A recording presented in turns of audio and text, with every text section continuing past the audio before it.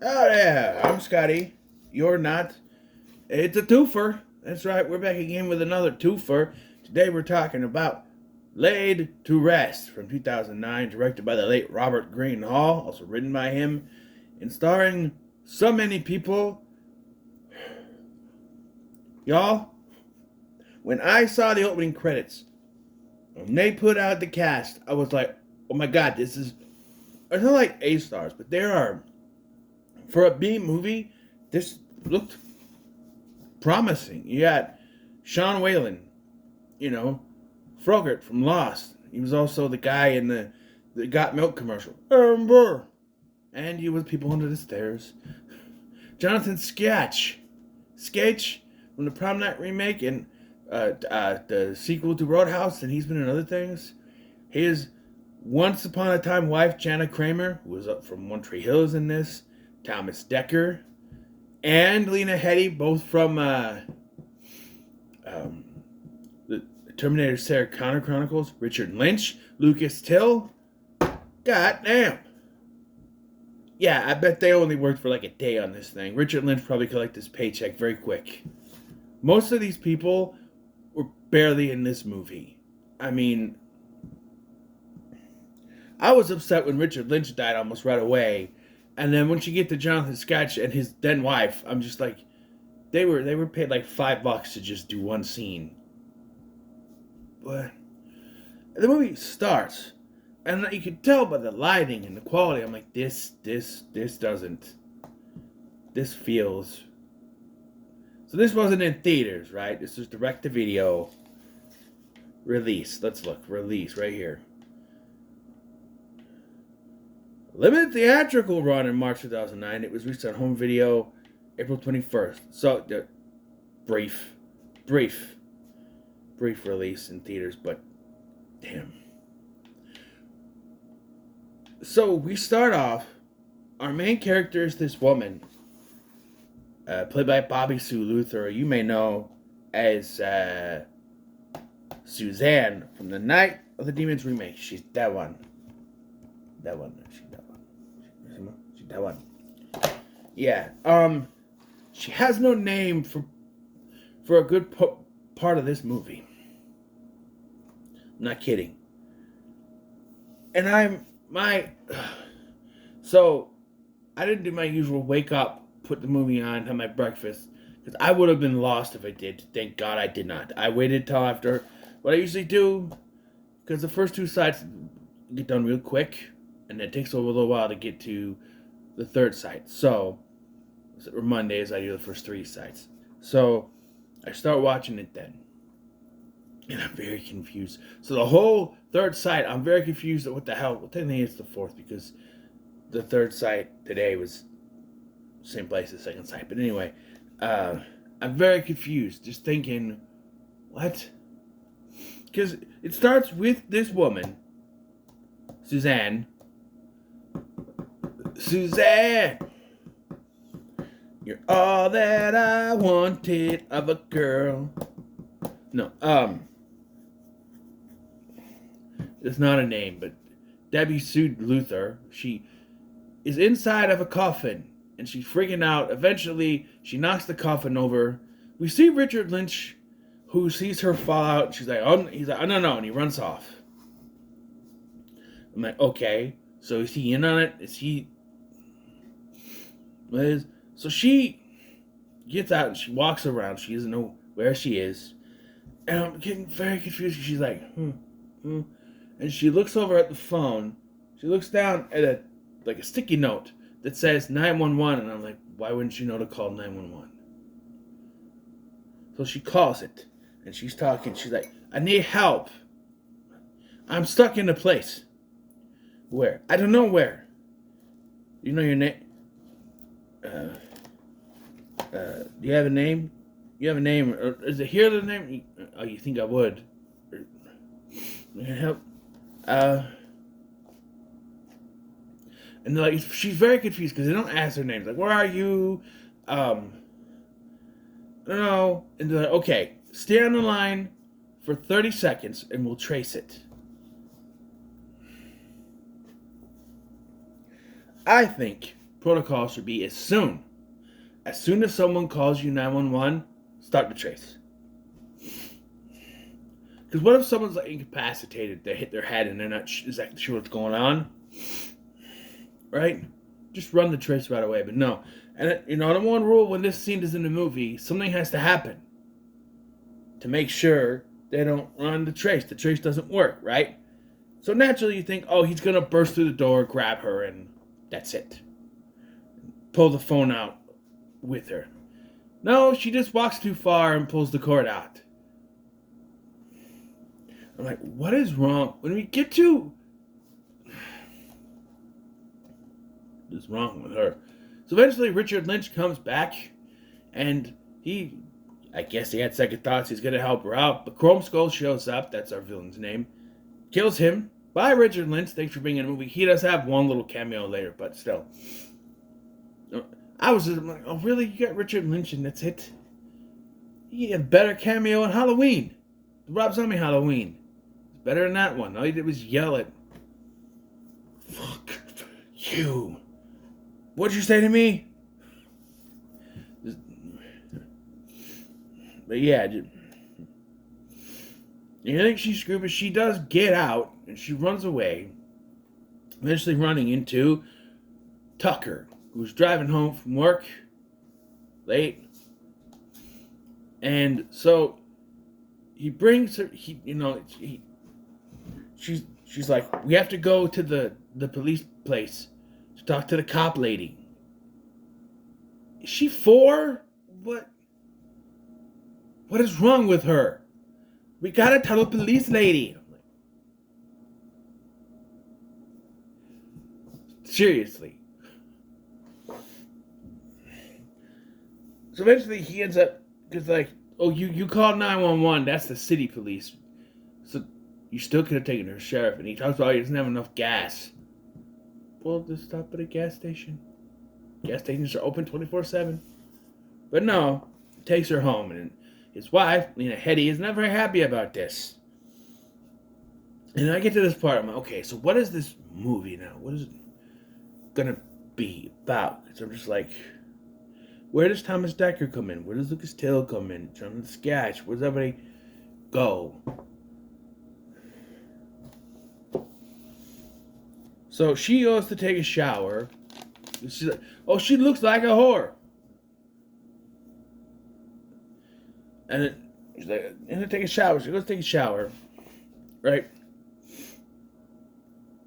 And she showed her tits in Night of the Demon, but here we see her naked, but we don't see nothing. Which is fine. It's fine. I would say that. We do get like one shot at boobs. And I feel like that was put in there because this actress wouldn't do it, though she did it the next year in Night of the Demons remake, but I guess maybe she wouldn't do it here. So the only shot of boobs we actually get is at the beginning, where during the credits, where you see women boobs and then cut. The gore in this is pretty good. It's very over the top, but it's good.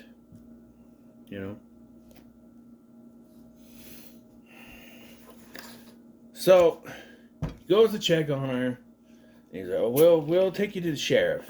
And we'll see what's going on. He's like, you like breakfast? My wife, she wake up about 5:30. You like bacon? I don't know. Well, you like my wife's bacon. She makes good bacon. And then magically, Chrome Skull has found the house. He somehow knows that's where she went. So he shows up, he kills Lena Headey, and they drive off in the truck that they said was low on gas. And it's very weird at it, because they leave, and then another truck pulls up right after they take off. He's like, oh, I think he just left. I'm like, what? Oh, my brother. I think Tucker cheating on my sister. I saw him in a car with a dark-haired woman. And I'm like, and it's Jonathan Sketch and his then to-be wife, now ex-wife, Janet Kramer. And they're in the car, and I'm like,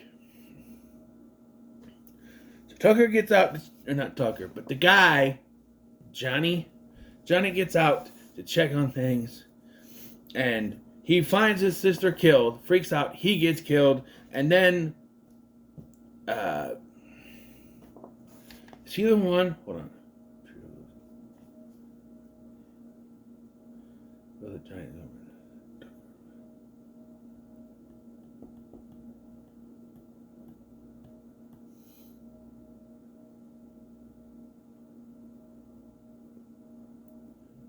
As Chrome Skull deals with Cindy's brother Johnny and his girlfriend who had nobody to check on Cindy. That's it. That's all that's in this thing. You know how he got killed, nothing.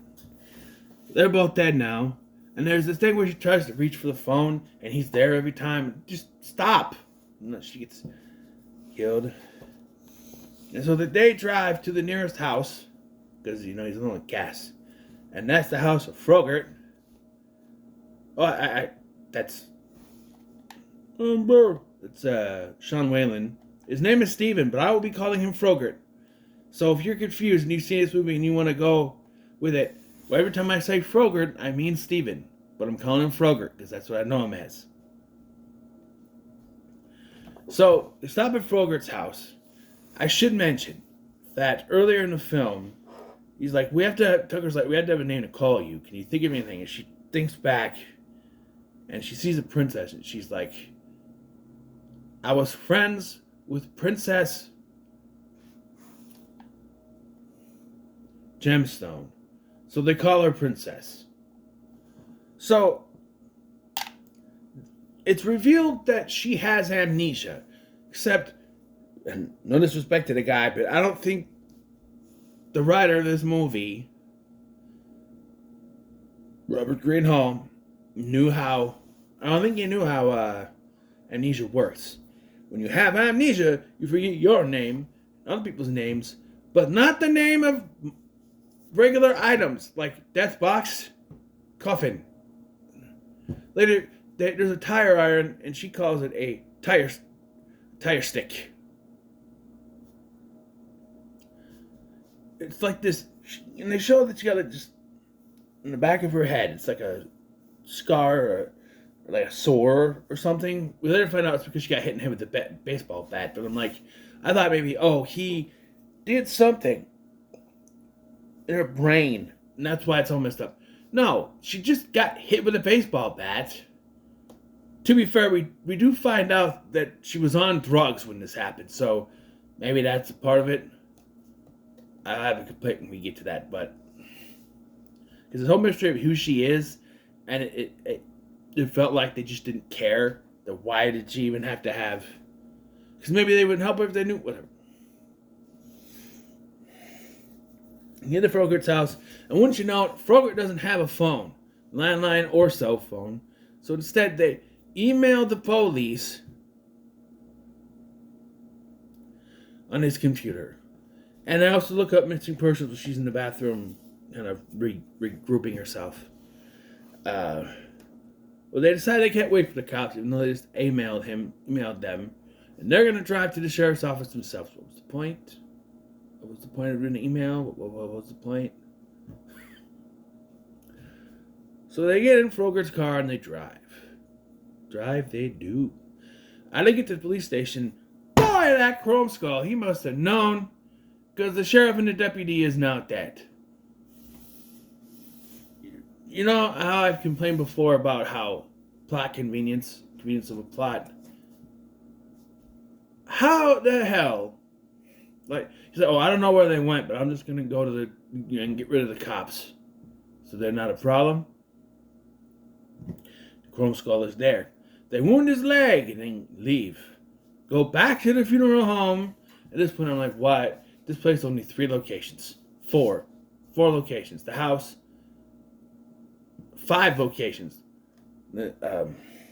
Tucker's house, Frogurt's house, police station, funeral home, and then the gas station there.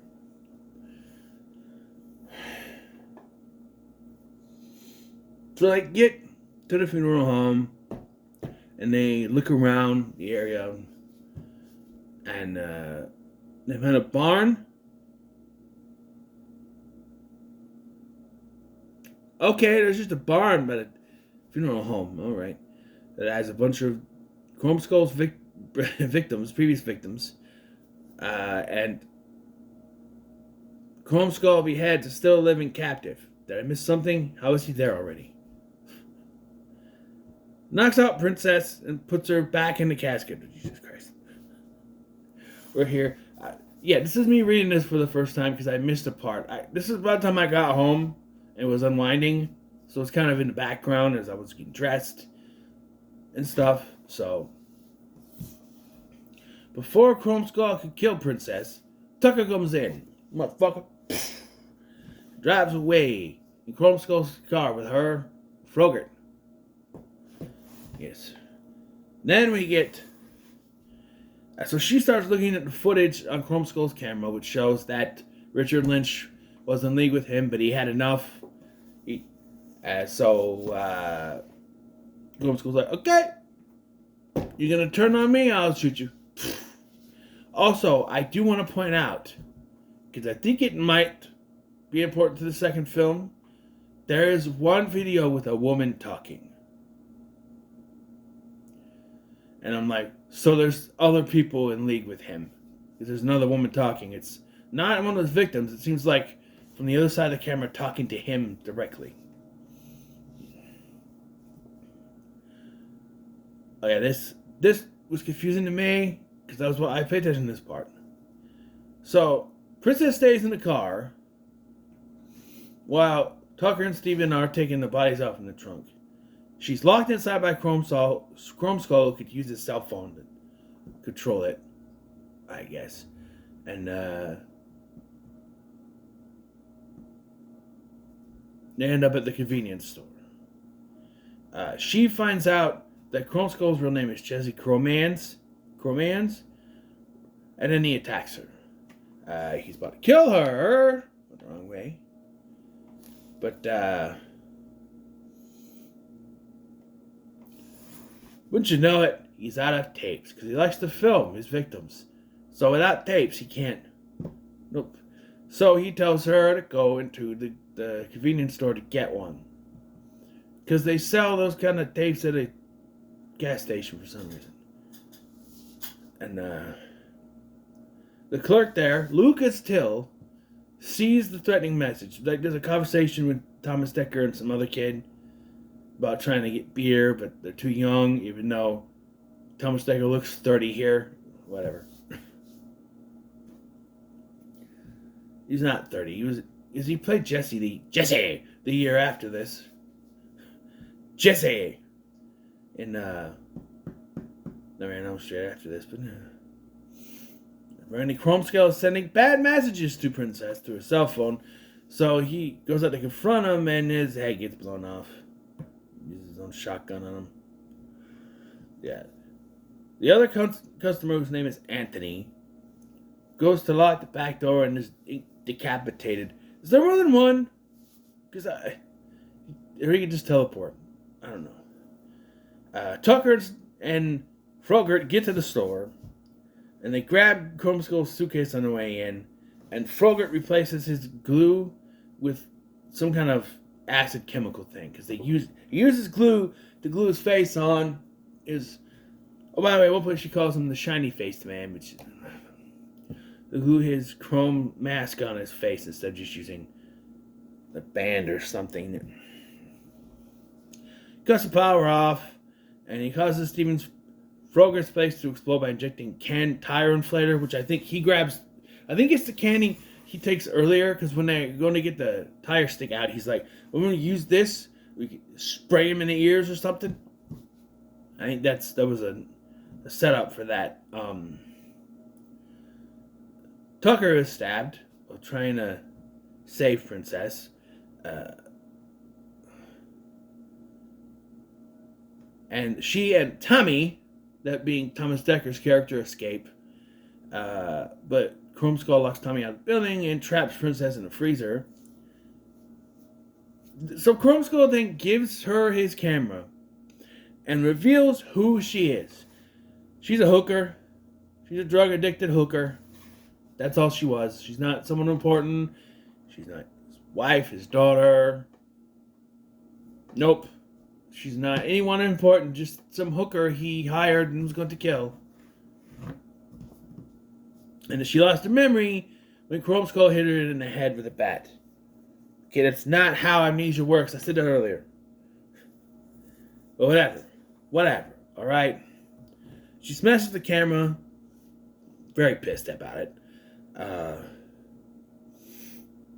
And she ends up knocking Chrome Skull's mask off. Of course, he goes to fix it. Put it back on. But the chemical melts his face. Peels it off. Very gnarly. She bludgeons with an aluminum bat. Okay, so if it was the aluminum one that they hit her with, I could see amnesia, but I don't know. She gets her missing person notice, which Frogurt printed off, and Tucker put in his pocket, and he dies. And they leave. She and Tommy head off to Atlanta.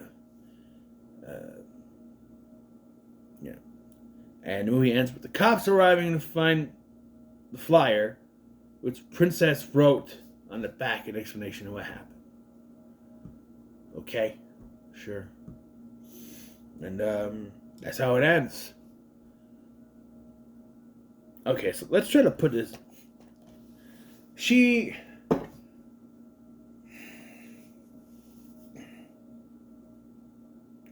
So do you get what the problem is with this movie? I saw the cast on this and went, oh shit. Every time one of these cast members show up, they die almost immediately. Oh, Richard Lynch is here, dead.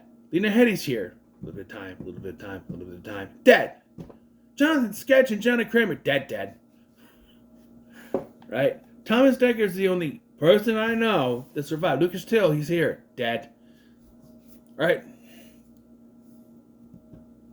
Yeah. And even the hero, Tucker, he dies. And Frogurt, too. So he's died twice now. He died here, and he got a flaming arrow through his chest on Lost. And I don't know if he dies in the people under the stairs, but I don't know. And I'm assuming he killed someone himself after killed someone at the milk company, probably. Well, it's his fault for being out of milk. I don't know. But, yeah. I don't know. It looks cheap. The gore is good, and the guy who did this was a special effects guy. So it was gonna look good. But, I don't know. I'm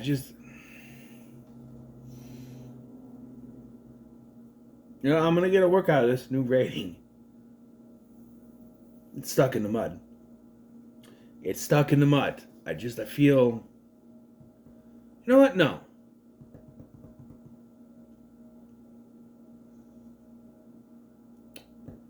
No, it's stuck in the mud. I'll give it a high stuck in the mud. It's almost middle of the road, but not...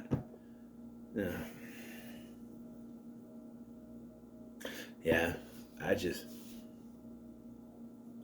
didn't care for it. Maybe the second one's better.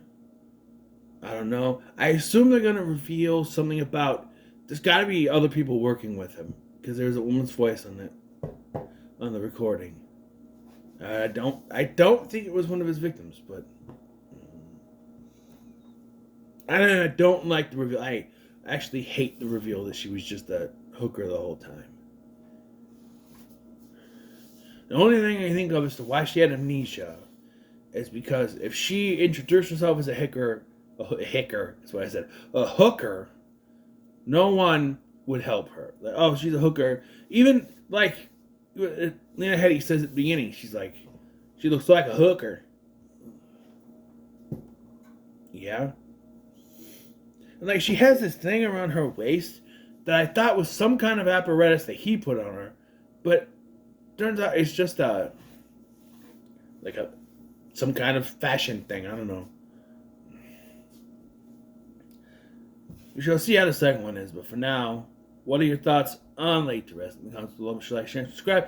Thank you for watching. I'm the Sky, and I'll see you in the next one.